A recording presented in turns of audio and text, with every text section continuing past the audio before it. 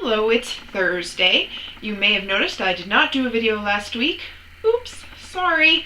I completely forgot. I've been running around trying to get all this stuff done for our anniversary party, and I've been crafting and doing school and working, so just been kind of going crazy with everything. And also it was like the day before the long weekend, so it just kind of slipped my mind. I was really excited for 4 days off. Yay! If you also noticed that Mike did not do a video on Tuesday, it's because he was packing. He is currently in Winnipeg, which really sucks. As most of you know, Mike and I do not do well with being apart. It's been a day and it's just been the worst. I hope he gets to come home soon. We're thinking maybe Sunday, Monday, but we shall see. So anyway, today I'd like to talk to you about one of my favorite video games, Marvel Ultimate Alliance. Mike essentially hooked up our Xbox 360 to play through our Xbox One, Inception, just to play Marvel Ultimate Alliance. It is a fantastic game. We were super excited about the second one. The second one kind of fizzled for us, and now we're kind of thinking, well, what would we like out of a third one? The best part about Marvel Ultimate Alliance, it didn't have the greatest gameplay. It is a button masher, and it always will be a button masher. You can do different combos, but essentially you just push A and you can pretty much get through the game.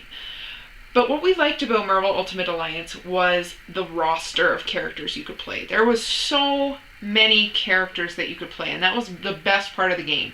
And when you made your teams up to go through, you got a team of 4 characters. You could make them up so that they would give you special bonuses. So you could make the new Fantastic Four, or the new Avengers, or the old Avengers, or the X-Men, or Assassins.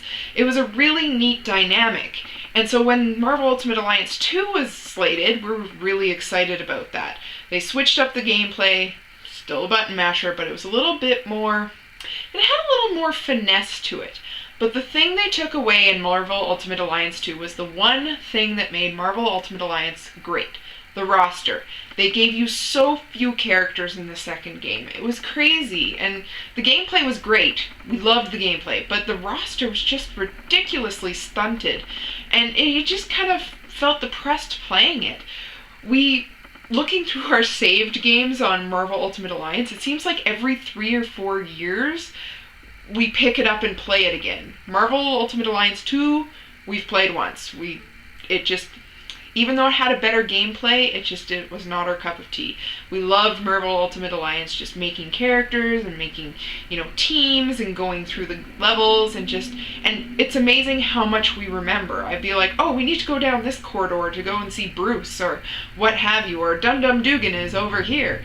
And that's what was so great. Like, we can play this game and it doesn't lose its luster for us. So what we figured we would want if they ever did do a Marvel Ultimate Alliance 3, please do an Ultimate Alliance 3, please, is the roster from the first game, including playable villains. They did do playable villains in the first game, but I want more. I want pretty much every villain you come across, I want to play them. And I want the gameplay from Marvel Ultimate Alliance 2. So if you could put those two together, you could get a really solid game. Now, a lot of what we were thinking about, and a lot of what probably you are all thinking about, is, well, that just basically describes Lego Marvel Heroes, the new game, the Lego game.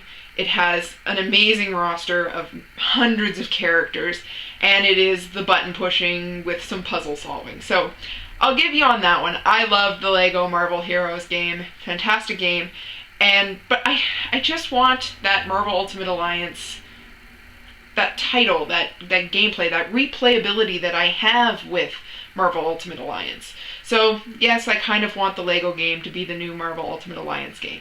That's fair.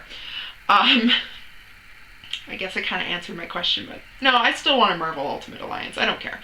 So yeah, that's I think my time for the week. Hopefully Mike will be back next week with a video on Tuesday. Fingers crossed. Like I said, we do not do well apart, so we're just hoping for a speedy return from Winnipeg for him. And I guess this is a logical stopping point.